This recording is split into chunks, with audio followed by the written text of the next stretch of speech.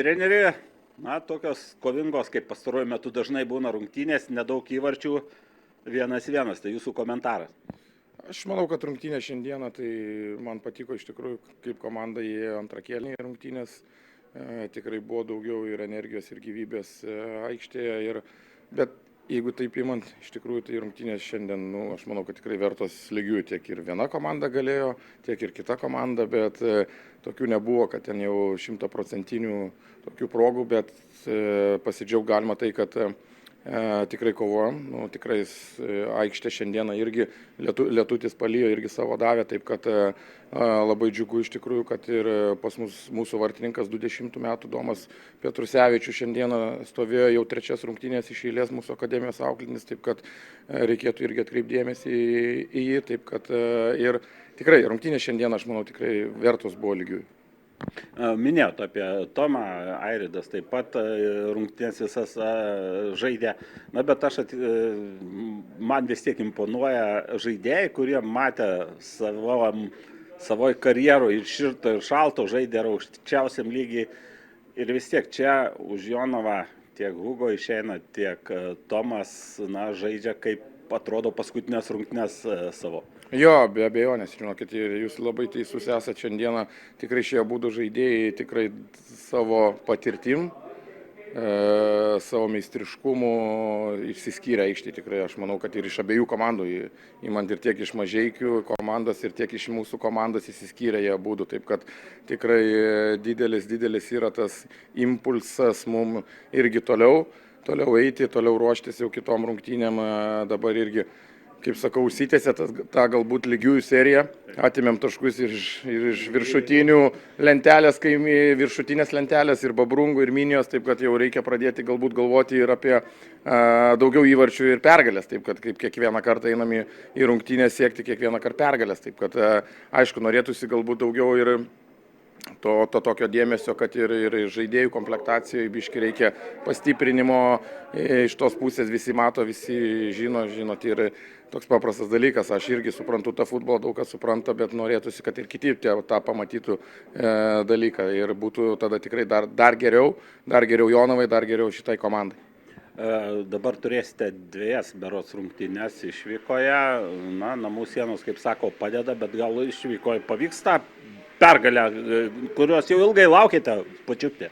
Jo, žinot, šiandien galiu pasakyti, vienas draugas paskambino, sako, ar atsimeni balandžio 25 dieną, sakau, neatsimenu, sako, tai čia tavo buvo paskutinė pergalė, sako, galbūt jau šiandieną, sako, pratęsi po pusantro mėnesio, tai taip, žinot, tokia juoko forma tas gavosi ir galiu pasakyti, manau, kad kitą savaitę tikrai eisim labai stipriai pasiruošę ir kovoti tik dėl pergalės. Taip, kad liko 2 rungtynės iki pertraukos ir tas 2 rungtynės turime labai stipriai pasiruošti ir susieiti kaip komanda ir manau, kad tikrai viskas bus gerai. Treneri, Jonava turi tarsi kažkokią tokią aurą, atvažiuoja čia komandos iš Žemaitijos, kapojasi, kovoja ir viskas baigėsi lygiosiamis. Tai jūsų komentarai apie šias rungtynes.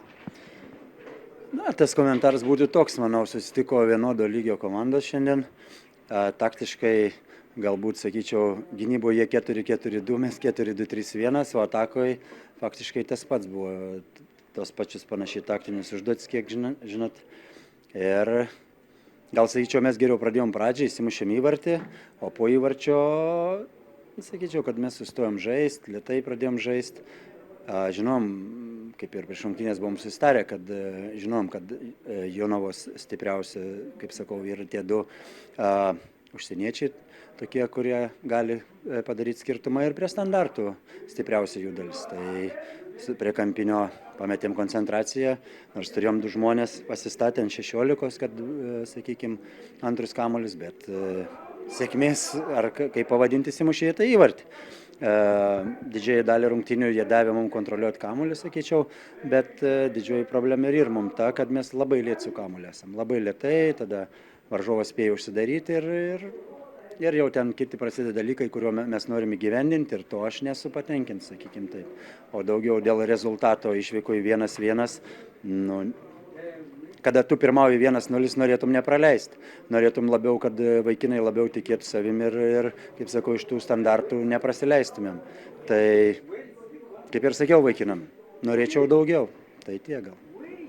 Na, atmosferos toks sezonas įdomus ir gan banguotas, sakykime, buvo labai tokių įsimintinų rungtynių, kad ir taurės rungtynė, tačiau pirmoji lygoje ne viskas sekasi taip, kaip norėtųsi turbūt ir jum, ir pačiai komandai. Kur matytumėt galbūt savo rezervo žaidimo?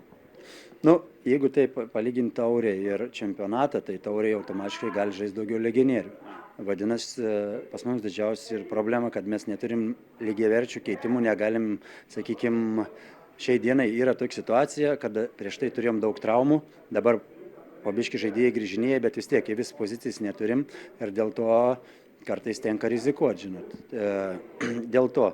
O čempionate, kaip ir vaikinam minėjau, ir prieš kelis metus mes žaisdom tik kontratakose. Kaip ir žaidėm tauriai, mes ant kontratakų, viskas tvarkoja. Bet čempionate didžioji dalį, kaip ir šiandien, atiduoda varžovų iniciatyvą ir mums reikia išmokti, kaip sakyti, primesti varžovui tempą. Ne varžovas mums, o mes varžovui.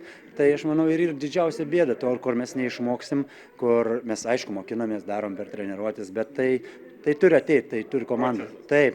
Taip, ir dėl to dabar tie rezultatai, visi galvoja, kad, žinot, mes čia komandas, kaip sakyti, tauriai gerai sekės, bet yra vienas dalykas, kai tu žaidži ant kontratakų, o kitas dalykas, kai tau atiduodi iniciatyvą ir sukurti yra žymiai sunkiau, bandom ir tokiu, ir taip, ir vienu taktiniu įsidėstim, ir kitų, ieškom, kaip žaidėjom būtų geriau, bet šiai dienai turim tame problemą ir turim pripažinti.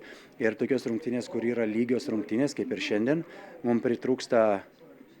Norėčiau gal labiau turėti individualybių tokių, kurie galėtų galbūt kraštuose ypač padaryti skirtumą, kur mes pristatom, atrodo, kamuolį ir dvigubinam, bet dėja šiai dienai nelabai pavyksta, ne visada pavyksta. Bet tai ir procesas, stengsimės su vaikinais daryti, dar kartą daryti ir manau ateisim prie gero. Minėjot apie žaidėjų pozicijų, kai kurių pasikeitimą, kai kurių priversinai, kai kurių ne. Na, aš prisimenu, komentavau vienas pirmųjų jūsų rungtynių Hegelmane, tai ten Egidijus Gritkus buvo puolėjas. O dabar mačiau jį ir krašto gynėjų po to, kai Mozesas gavo traumą ir vidurio gynėjo, tai čia vėlgi vienas iš pavyzdžių, kaip žaidėjas gali rasti save, ne vienoj pozicijoje. Na, reikia, aišku, čia, manau, ne vienas treneris nenorėtų, kad taip reikėtų žaidėją mėtyti ir žaidėjai nenorėtų, bet tikrai reikia dėti daug darbo per tas treniruotis, kad tą žaidėją galėtų žaisti ir toje pozicijoje. Tai džiaugiuosi, kad bent jau galim tai pasirotuoti, nes jei taip negalėtumėm išvis būtų sunku. Aš, kaip ir minėjau, visus interviu, aš didžiuojuosi savo vaikinais, tikrai didžiuojuosi, kokie darbą padaro. O žinot, kai padarot jau tokį darbą padarai, noris dar daugiau. Tai dėl to niekada nenori sustoti ir noriu, kaip vis laik sakau vaikinam, turim daugiau ir tikiu, kad galim daugiau. Ir to jiem ir palinkėsiu.